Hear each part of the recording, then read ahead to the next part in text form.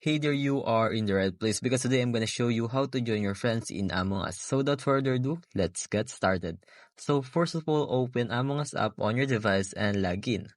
Alright? You can connect with your friends in two ways, online multiplayer and local multiplayer. Online multiplayer means play with friends over internet. And local multiplayer works if you are on the same Wi-Fi network.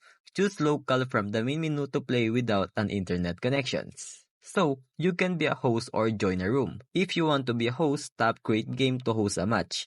Customize your settings and either share the game code for online play or let your friends find your room locally.